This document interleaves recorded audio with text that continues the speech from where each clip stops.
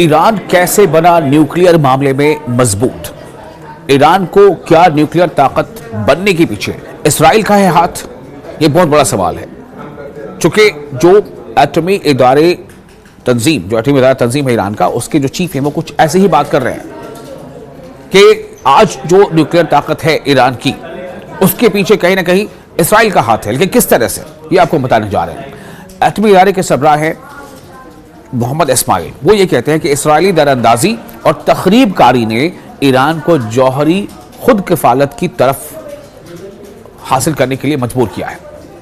यानी इसराइल की जो शातिराना जो हरकतें रही हैं, उसकी वजह से आज अगर ईरान न्यूक्लियर अफजूदगी के अमल में आगे निकल चुका है तो उसकी वजह भी इसराइल है।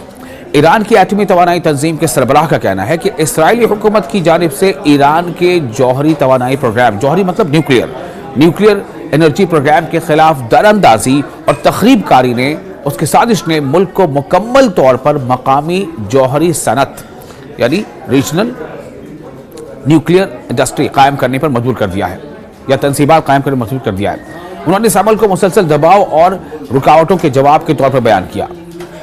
मोहम्मद इस्लामी जो ईरान के एटॉमिक एनर्जी ऑर्गेनाइजेशन के सरबराह हैं, मोहम्मद इस्लामी, उन्होंने तेहरान में बुध के रोज़ एक तकरीब में खिताब करते हुए कहा कि जौहरी टेक्नोलॉजी यानी न्यूक्लियर टेक्नोलॉजी निहायत पेचीदा होती है और इसका साजो सामान और बुनियादी ढांचा आसानी से हासिल नहीं किया जा सकता, खासतौर पर ऐसे हालात में जब सप्लाई के रास्ते सेहूनी दरअंदाजी और तखरीबकारी से मुतासिर हो। उन्होंने कहा कि इसी वजह से ईरान को तहकीक, डिज़ाइन, तामीर, जांच और टेक्नोलॉजी यानी रिसर्च और टेक्नोलॉजी की तकमील का पूरा सिलसिला अंदरूने मुल्क खुद तैयार करना पड़ा और अब इसके नताइज सामने आ चुके हैं।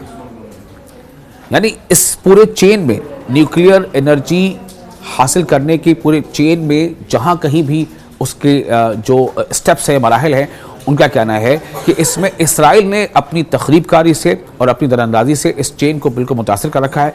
इस वजह से ईरान मजबूर हुआ कि वो खुद की सलाहियत को मजबूत करे, इंडिजिनसली वो न्यूक्लियर टेक्नोलॉजी पर की प्रोग्राम को आगे डेवलप करे, रिसर्च करे, और आज उसका नतीजा ईरान को मिल चुका है। यानी ईरान के लिए खुशखबरी है। ये खुद इशारा कर रहे हैं एक ऐसे वक्त में ये बात सामने आ रही है जब अमेरिका और ईरान कॉन्फ्लिक्ट बहुत ज़्यादा शदीद है। इस वक्त ये बात कहना, ऐसे बहुत सारी चीज़ें छिपी हैं। उन्होंने मज़ीद कहा है कि आज ईरान को ऐसी सूरत हाल का सामना है जहां दुश्मन अपनी तमाम ताकत, वसाइल और सलाहियतों के साथ मुल्क को कमज़ोर करने की कोशिश कर रहा है। उनके मुताबिक हदफ सिर्फ सरजमीन नहीं बल्कि ईरानी अवाम भी हैं। एटमी तवानाई तंजीम के सरबराह ने कहा है कि अमरीका अपनी 2026 की कौमी सलामती हिकमत अमली के तहत अपने मफादात को सिफारतकारी या ताकत के जरिए हासिल करने की कोशिश कर रहा है। उन्होंने कहा कि गुज़िश्ता बरसों के दौरान ईरान की जौहरी सनत को मुख्तलिफ जारहाना इक़दाम का निशाना बनाया गया, जिनमें जौहरी प्रोग्राम को फौजी रंग देने के इल्ज़ामात, गैर कानूनी पाबंदियाँ, जौहरी साइंसदानों के कत्ल, फौजी हमलों की धमकियाँ और जौहरी तनसीबात पर बमबारी शामिल हैं।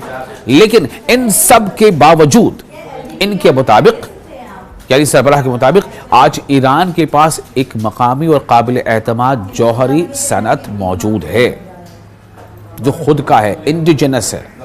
इन्होंने कहा कि एटमी तवानाई तंजीम और ईरानी अवाम एक मौसर और खुद इन्हिसार जौहरी सनत के मालिक हैं। तो एक तरह से ये सीधा ऐलान है और एक इंतबाह भी है उन तमाम मुल्कों के लिए जो ईरान के साथ दुश्मन जैसा रवैया रखते हैं। इन्होंने मजीद कहा है, यानी जो न्यूक्लियर एटॉमिक एनर्जी जो है, न्यूक्लियर एनर्जी, उसके जो सरबराह हैं ईरान के मोहम्मद इस्लामी, उन्होंने कहा है कि ईरान की साइंसी और तकनीकी तरक्की को इस्लामी इनकलाब और इसकी क़यादत से जोड़ा। इनके मुताबिक रूहुल्लाह ख़ोमेनी, इस्लामी इनकलाब की रहनुमाई और उनके जो जानशी हैं अली ख़ामनेई की क़यादत और बासलाहियत और पुरअज़्म नौजवानों की मेहनत की बदौलत ईरान जदीद साइंस और टेक्नोलॉजी के मैदान में नुमाया मकाम हासिल कर चुका है। उन्होंने जौहरी शोबे को इस तरक्की की वाज़ेह मिसाल करार दिया।